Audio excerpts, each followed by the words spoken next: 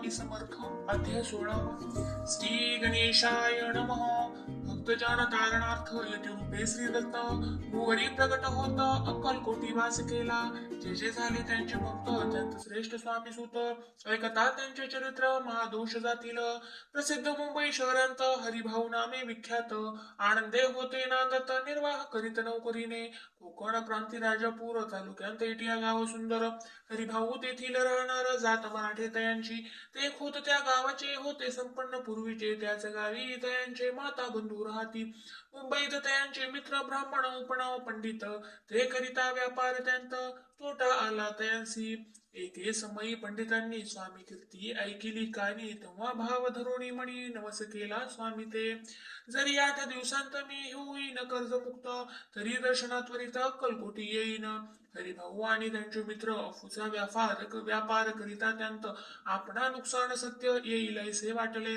त्यांनी काढले एक युक्ती बोलावून पंडितांप्रती सर्व वर्तमान त्या सांगती म्हणती काय करावे हे नुकसान भरावयासी द्रव्य नाही आम्हापासी फिर्याद होता ब्रुसी पट्टा लागेला मुचा तेव्हा पंडित बोलले मलाही कर्ज काही झाले निघेल माझे दिवाळे यंत संशय सेना तुम्ही भावया कर्जमुक्त अयासी करावी युक्ती एक तुमचा होनी मी मालक लिहून देतो पेढीवरी अफूचा भाव वाढला व्यापारांत नफा झाला हे सांगावया पंडिताला मारवाडी आला आनंदे अक्कलकोटी त्या स्वामी समर्थ सांप्रत काळी श्वास करीत त्यांचीच कृपा ही सत्य कर्जमुक्त झालो आम्ही गजानन हरिभाऊ पंडित त्रिवर्ग अक्कलकोटी जात समर्थांचे दर्शन घेत पूजन करीत भक्तीने तेव्हा समर्थे तयांसी शिव राम मारुती ऐसी नामे दिदली त्रिवर्गांसी अनेक मंत्र दिदले पंडिता राम म्हटले गजानना शिवनाम दिदले मारुती हरिभाऊ म्हटले तिघे केले एक रूप मग समर्थे त्यावेळी त्रिवर्गाजवळ बोलाविले तिघांचे 3 श्लोक दिदले मंत्र म्हणून ते ऐका श्लोक गुरुर ब्रह्मा गुरुर विष्णू गुरुर देव महेश्वरा गुरुर साक्षात परब्रह्म तस्मै श्री गुरुवे नमः ऐसा मंत्र हरिभाऊ ते दिदला असे समर्थे तेव्हा तयाच्या आनंदाते पारावार नसेची दुसरा मंत्र गजाननाला त्यावेळी श्रीनी दिदला तेव्हा तयाच्या मनाला आनंद झाला भूसाळ श्लोक आकाशात पतित तोय यथा गच्छती सागरम सर्वदेव नमस्कारा केशव प्रती गच्छती संतोषले त्याचे मन मग पंडिताजवळ घेऊन एक मंत्र उपदेशून केले पावन तया ते श्लोक इदमेव शिव इदमेव शिवम इदमेव शिवम इदमेव शिव 300 रुपये तयांनी आणले होते मुंबईहुनी त्यांचे काय करावे म्हणून विचारले समर्थांते ऐसा प्रश्न ऐकून समर्थ बोलले त्या लागून त्यांच्या पादुका बनवून येथे आणाव्या सत्वर काही दिवस गेल्यावर त्रिवर्ग एके अवसरी उभे राहून जोडल्या करी आज्ञा मागती जावया आज्ञा मिळतात यांचे आनंद आले मुंबईसी हरिभाऊच्या मानसी ध्यास लागला स्वामींचा त्यात मलिंग पादुका 14 दिवसापर्यंत देखा पायी वागवी भक्त सखा दिदल्या नाही कोणा ते हरिभाऊ एके दिनी समर्था सन्निध येऊन दर्शन घेऊन श्रीचरणी मस्तक त्यांनी ठेविले तो समर्थ त्यांप्रती घेऊन या मांडीवरती वरदहस्त सत्वरगती मस्तकी त्याची ठेविला म्हणती तू माझा सूत झालासी आता निश्चित परिधान करी भगवे वस्त्र संसार देई सोडून मग छाटी कफनी झोळी समर्थे तयांसी दिधली ती घेऊन तयावेळी परिधान केली सत्वर आत्मलिंग पादुका सत्वरी देती हरिभाऊचे करी म्हणती जाऊन सागर तीरी किल्ला बांधून राहावे जाऊन आता सत्वर लुटवी आपुला संसार लोभ मोह अनुमात्रा चित्ते तू आण धरावा आज्ञा ऐकून या ऐशी आनंद झाला मानसी सत्वर आले मुंबईसी साधू वेश घेऊन असो हरिभाऊने काय केले ब्राह्मणांशी बोलाविले संकल्प करून ठेविले तुळसी पत्र घरावरी हरिभाऊ घर लुटविता तारणामे त्याची कांता ती करी बहुता कांता घेत उर बनवून विनविते जोडून कर अध्यापी स्वस्त करा अंतर आपला हा विचार सोडून द्यावा प्राणप्रिया ऐशी तियेची उत्तरे ऐकून या स्वामी कुमरे समाधान भूत प्रकारे करीत असे तयतीयेचे स्त्रियेच्या अंगावरी अलंकार तेही लुटविले समग्र तिये दिदले शुभ्र वस्त्र परिधान करवया आत्मलिंग समर्थे स्वामी सुता ते दिले होते त्या पादुका स्वहस्ते मठा माझी स्थापिल्या कामाटीपर्यंत त्या समयी मठ स्थापिला असे पाही हरिभाऊ होनी गोसावी मठा माझी राहिले इति श्री स्वामी चरित्र सारामृत नाना प्रकृत कथा संमत सदा भाविक भक्त परिशोत षोडशोध्याय घोडा श्रीरस्तु शुभम भवतु. श्री स्वामी समर्थ. श्री गणेशाय नमः. मागील अध्यायी कथा सुंदर प्रख्यात जे मुंबई शहर तेथे येऊन स्वामी कुमार मठ स्थापिती समर्थांचा स्वामी नामाचे भजन त्यांच्या चरित्राचे कीर्तन त्याहुनी व्यवसाय अन्य स्वामी सूत नेनती स्वामी सुताची जननी काकुबाई नामे करुणी तिने हे व्रत ऐकुनी दुःख केले अनिवार निज मातेचा शोक पाहून दुःखित झाले अंतकरण तिये लागी सावरून धरिले सत्वर प्रेमाने नाना प्रकारे स्वामी सूत मातेचे समाधान करीत मधुर शब्दे समजावीत परमार्थ गोष्टी सांगुनी यासी पिशाची बाधा झाली किंवा कोणी करणी केली याची सोय पाहिली पंचाक्षरी आणुनी त्या समयी प्रख्यात थोर यशवंतराव भोसेकर जयांसी देव मामलेदार सर्व लोक बोलती ऐसा विचार करुनी पोटी दर्शना आल्या उठाउठी सांगितल्या सुताच्या गोष्टी मुळापासून सर्वही ऐकून या देव मामलेदार हासुनी देती उत्तर त्यासी पिशाचे लागेल थोर माझे दूर नव्हेची ऐसे उत्तर ऐकून दुःखित झाली अंतकरणी मग ते स्वामी सुताची जननी अक्कलकोटी येतसे असो इकडे स्वामी सुत मुंबई माझी वास्तव्य करीत हिंदू पारसी स्वामी भक्त त्याच्या उपदेशे जाहले मठ होता कामाठीपर्यंत तेथे जागा नव्हती प्रशस्त मग दिली कांदेवाडीत जागा एका भक्तिनीने तारणामे त्यांची कांता तेही त्रास देत स्वामी सुता परितयांच्या चित्ता दुःख खेदनसेची प्रथम मुंबई शहरांत शके 1792 फाल्गुन कृष्ण त्रयोदशी स्वामी जयंती केलीसे कोणी एके समयासी नगरकर नाना जोशी सहज आले मुंबईसी त्यांनी ऐकिले वर्तमान पाहुणी स्वामी सुता प्रति आनंदले नाना चित्ती प्रेमानंदे चरण वंदिती स्तवन करीती तयांचे स्वामी सुते तयासी लावी गेले स्वामी भक्तीसी धन्य झाले नाना जोशी रंगले भजनी समर्थांच्या पुढे जोशी बुवांनी स्वामींची पत्रिका करुनी ती अर्पावया श्रीचरणी अक्कलकोटी पातले पत्रिका श्रीचरणी अर्पिली स्वामी मूर्ती आनंदली समर्थे त्यांची आज्ञा केली नगारा वाजवा म्हणून नगारा वाजविता जोशी हसू आले समर्थांची पाहुणी असो भक्तासी परमानंद झाला असो अक्कलकोट नगरांत शके 1793 प्रथम स्वामी जयंती करीत स्वामी सुत आनंदे चेलीखेडे ग्रामात प्रथम स्वामी प्रगट होत विजयसिंग नामे भक्त गोट्या खेळत त्यांसवे स्वामी सुत दिवसेंदिवस स्वामी भक्ती करी विशेष जन लाविले भजनास कीर्ती ध्वज उभारिला म्हणा माझी धरुणी कामना कोणी येताची दर्शना त्यांची समर्थ करीती आज्ञा सुताकडे जावयाची स्वामी सुतही त्याप्रती मनातील कोण सांगती ऐकोणी जन चकित होती वर्णिती ख्याती सुताची एकदा सहज स्वामी सुत अक्कलकोटी दर्शना येत तेव्हा समर्थ राजवाड्यात राहिले होते आनंदे स्वामी दर्शन घेतल्या विन तोण सेवी उदकांना ऐसे दिवस झाले तीन निराहार राहिला मग वाड्यासमोर जाऊन आरंभिले प्रेमाळ भजन जे करून रसे भरले पूर्ण ऐकले आतून राणीने सेवकांशी म्हणे सत्वरी तुम्ही जाऊन या अवसरी त्या साधू ते मंदिरी प्रार्थून या अनावे पाहून या समर्थांशी उल्हास सुताचे मानसी धावून या वेगेसी मिठी चरणी घातली निज सुता ते पाहून आनंदले समर्थ म्हणी कर फिरविला मुखावरून हस्ती धरुणी उठविले अक्कलकोटी त्या अवसरी बहुत होते सेवेकरी परिसमर्थांची प्रीती खरी स्वामी सुतावरी होती स्वामी सुत रात्र दिन समर्था पुढे करीती भजन पायी खडावा घालून प्रेमरंगी नाचती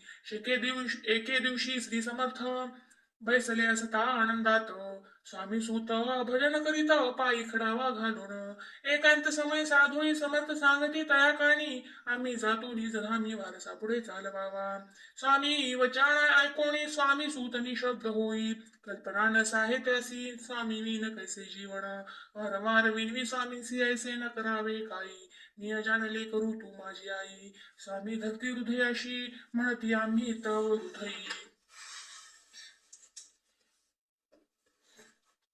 वास करू निश्चयी चिंता न काही करावी. असो मग स्वामी सुत ते स्थळ सोडून त्वरित नगराबाहेर येत मार्ग धरित मुंबईचा. स्वामी वचनी दुखावला अंतरी भाऊ खिन्न झाला. परतोनी नाही आला जन्मवरी अक्कलकोटी. त्या दुःखे उत्तरोत्तर क्षीण झाला स्वामी भासूत. दुःख कधी दिवस रात्र चैन नसे क्षणभरी. तोची रोग लागला शेवटी आजारी पडला. ऐसा समाचार समजला अक्कलकोटी समर्थांते. स्वामी सुताची जननी राहतसे त्या स्थानी. तिने हे वर्तमान ऐकोणी विनवित समर्थांते. मग समर्थे त्या अवसरी मुंबईस पाठविले सेवेकरी. म्हणती सुता ते सत्वरी मज सन्निधानावे. परी सूत त्या सांगाती आला नाही अक्कलकोटी. विरह दुःख त्याचे पोटी रात्रंदिन सलतसे. मग सांगती समर्थ त्यासी घालून पेटींत. घेऊन यावे त्वरित कोणीतरी जाऊनी. तथापि स्वामी सुत पाही अक्कलकोटी आला नाही. दिवसेंदिवस देही क्षीण होत चालला. शेवटी बोलले समर्थ आता जरी नये सत्य तरी तो भरून यथार्थ ठेविली ती उडवुकी. याचा अर्थ स्पष्ट होता तो समजला स्वामी सुता. तरी तो न आला अक्कलकोटा जीवित परवा न केली. आजार वाढला विशेष श्रावण शुद्ध प्रतिपदेस. केला असे कैलासवास सर्व लोक हळहळती. अक्कलकोटी त्या दिवशी दिनी समर्थ करीती विचित्र करणी. बैसले स्नान करुणी परिगंधन लाविती. भोजनाते न उठती धरणीवरी अंग टाकीती. कोणा संगे न बोलती रुदन करीती क्षणोक्षणी. इतक्या माझी सत्वर मुंबईहून आली तार. श्रुत झाला समाचार स्वामी सुतगत झाला. मग काकूबाईने सत्वर जवळी केले मुंबापूर. तेथे समजला समाचार परत्र पावला आत्मज. निज पुत्र मरण वार्ता ऐकून करीती आकांता. तो दुःखद समय वर्णिता दुःख अंतरी होतसे. असो मग काकूबाई अक्कलकोटी लवलाही. परतून आल्या पाही बोलल्या काय समर्थांते. सुता पुला भक्त असोण अकाली पावला का मरण. मग स्मरती जे हे चरण त्यांचे तारण होय कैसे. समर्थ बोलले तियेसी उल्लंघिले आमुच्या आज्ञेसी. संधी सापडली काळासी ओढून बळेची मग नेला. धन्य धन्य स्वामी कुमार उतरला बहुदधी दुस्तर. ख्याती झाली सर्वत्र कीर्ती अमर राहिली. इति श्री स्वामी चरित्र सारामृत नाना प्राकृत कथा संमत भाविक भक्त परिसोत सप्तदशोध्याय गोढा. श्री भगवत चरणार्पणमस्तु. श्रीरस्तु शुभम भवतु. श्री गणेशाय नमः. स्वामी सुताच्या गादीवरी कोण नेमावा अधिकारी ऐसा प्रश्न सेवेकरी करीता ती समर्थांते. तेव्हा बोलले समर्थ सेवेकरी असती सांप्रत. परी एकही मजला त्यांचा योग्य कोणी दिसेना. जेव्हा येईल आमुच्या मानसी त्या समयी मोर पाखरांसी. अधिकारी नेमू गादीसी चिंता तुम्ही न करावी. मोर पाखरा म्हण समर्थ म्हणती वेळोवेळा. रात्रंदिन तोची चाळा मोठमोठ्याने ओरडती. आमुची पाऱ्याची विट जतन करावी नीट. वारंवार म्हणती समर्थ काकूबाई लागुनी. लपूनी ठेविले विटेसी ती दिली पाहिजे आम्हासी. याचा अर्थ कवणासी स्पष्ट काही कळेना. असो स्वामी सुताचा भ्राता कोकणांतरात होता. स्वामी सुत मृत्यू पावता वर्तमान कळले त्या. तो केवळ अज्ञान दादा तयाचे अभिनाम. त्याचे शरीरी असमाधान क्रश होत चालला. काकूबाईने तयासी आणविले आपणापासी. एके दिवशी समर्थांसी दादा प्रती दाखविले. समर्थ बोलले बाईसी चार वेळा जीव घालयासी. आरोग्य होईल बाळासी चिंता मानसी करू नको. त्याप्रमाणे बाई करिता दादासी झाली आरोग्यता. समर्थांची कृपा होता रोग कोठे राहील. केसगाव मोगलायंत तेथे नानासाहेब भक्त. त्यांनी बांधिला श्रींचा मठ द्रव्यभूत खर्चिले. श्रींची आज्ञा घेऊन सत्य पादुका स्थापाया मठांत. या कारणे अक्कलकोटीत दर्शन घेत समर्थांचे. ते म्हणती काकूबाईसी पादुका स्थापन करायासी. तुम्ही पाठवा दादासी समागमे आमुच्या. बाई म्हणे तो अज्ञान तशांत शरीरी असमाधान. त्याची काळजी घेईल कोण सत्य सांगा मज लागी. समर्थे व्रत ऐकून म्हणती द्यावे पाठवून. बाळ आहे जरी तज्ञ तरी सांभाळू तयासी. समर्थ पुनश्च बाईसी बोलले त्यांत तुमचे काय गेले आम्हासी दिसेल जे भले तेच आम्ही करू की. शेवटी मंडळी सांगती दादासी पाठविले के जे प्रति पादुका स्थापन झाल्यावरती दादा आला परतोणी. पुढे सेवेकऱ्या सांगती त्यासी मुंबईस पाठविती ब्रह्मचार्यासी आज्ञा करीती यासी स्थापकादिवरी दादासी करुणी गोसावी मुंबईची गादी चालवावी स्वामी सुताची यास द्यावी कफनी झोळी निशाण ब्रह्मचारी दादासी उपदेशिती दिवस निशी गोसावी होऊन गादीसी चालवावे आपण दादा जरी अज्ञान होता तरी अशा गोष्टी करिता नकार म्हणे चित्तम सर्वथा न रुचे चित्ता त्याची या परी ब्रह्मचार्यांनी पाहिली खटपट करुणी शेवटी दादांसी मुंबईहून अक्कलकोटा पाठविले समर्थे ऐशा समयासी आज्ञा केली भुजंगासी घेऊनी माझ्या पादुकांसी मस्तकी ठेव दादाच्या मोर्चेला अनुनी सत्वरी धरा म्हणती त्यावरी आज्ञेप्रमाणे सेवे करिता ती तैसेच श्रींच्या पादुका शिरी पडता उपरती झाली त्याच्या चित्ता हृदयी प्रगटला ज्ञान सविता ज्ञान गेलेले ते धन्य गुरुचे महिमान पादुका स्पर्श करून झाले तत्काळ ब्रह्मज्ञान काय धन्यता वर्णावी